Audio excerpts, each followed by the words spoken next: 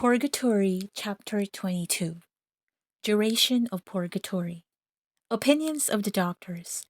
Bellarmine. Calculation of Father Mumford. Fate does not teach us the precise duration of the pains of purgatory. We know in general that they are measured by divine justice, and that for each one they are proportioned to the number and gravity of the faults which he has not yet expiated. God may, however, without prejudice to his justice, abridge these sufferings by augmenting their intensity.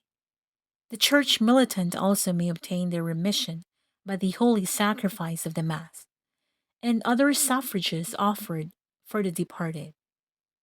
According to the common opinion of the doctors, the expiatory pains are of long duration. There is no doubt, says Bellarmine, that the pains of purgatory are not limited to 10 and 20 years, and that they last in some cases entire centuries. But allowing it to be true that their duration did not exceed 10 or 20 years, can we account it as nothing to have to endure for 10 or 20 years the most excruciating sufferings without the least alleviation? If a man was assured that he should suffer some violent pain in his feet, or his head, or teeth, for the same or for the space of 20 years, and that without ever sleeping or taking the least repose, would he not 1,000 times rather die than live in such a state? And if the choice were given to him between a life thus miserable and the loss of all his temporal goods, would he hesitate to make the sacrifice of his fortune to be delivered from such a torment? Shall we then find any difficulty in embracing labor and penance to free ourselves from the sufferings of purgatory? Shall we fear to practice the most painful exercises, vigils, fast, almsgiving, long prayers, and especially contrition, accompanied with sighs and tears?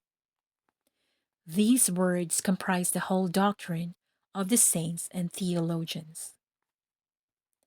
Father Mumford of the Company of Jesus, in his treatise on the charity towards the departed, bases the long duration of purgatory on a calculation of probability, which we shall give in substance. He goes out on the principle that, according to words of the Holy Ghost, the just man falls 7 times a day. Proverbs 24:16. That is to say, that even those who apply themselves most perfectly to the service of God, notwithstanding their good will, commit a great number of faults in the infinitely pure eyes of God. We have but to enter into our own conscience, and there analyze before God our thoughts, our words, and works, to be convinced of this sad effect of human misery. Oh, how easy it is to lack respect in prayer, to prefer our ease to the accomplishment of duty, to sin by vanity, by impatience, by sensuality, by uncharitable thoughts and words, by want of conformity to the will of God. The day is long. It is very difficult for even a virtuous person to commit. I do not say 7, but 20 or 30 of this kind of faults and imperfections. Let us take a moderate estimate, and suppose that you commit about 10 faults a day. At the end of 365 days, you will have the sum of 3,650 faults. Let us diminish, and to facilitate the calculation, place it at 3,000 per year. At the end of 10 years, this will amount to 30,000, and at the end of 20 years, to 60,000. Suppose that of these 60,000 faults you have expiated one half by penance and good works, there will still remain 30,000 to be atoned for. Let us continue our hypothesis. You die after these 20 years of virtuous life, and appear before God with a debt of 30,000 faults, which you must discharge in purgatory. how much time will you need to accomplish this expiation? Suppose on an average, each fault requires 1 hour of purgatory. This means, or this measure, is very moderate if we judge by the revelations of the saints, but at any rate, this will give you a purgatory of 30,000 hours.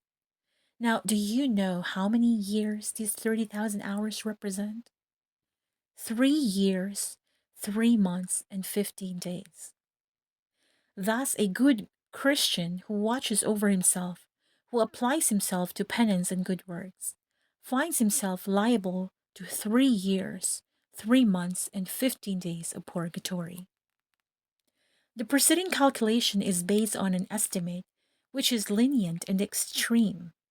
Now, if you extend the duration of the pain, and instead of an hour, if you take a day for the expiation of a fault, if instead of having nothing but venial sins, you bring before God a debt resulting from mortal sins, more or less numerous, which you formerly committed, if you assign on the average, as St. Francis of Rome says, 7 years for the expiation of one mortal sin, remitted as to the guilt, who does not see that we arrive at an appalling duration, and that expiation may easily be prolonged for many years and even for centuries. Years and centuries of torments. Oh, if we only thought of it, with what care should we not avoid the less or the least faults? With what fervor should we not practice penance to make satisfaction in this world?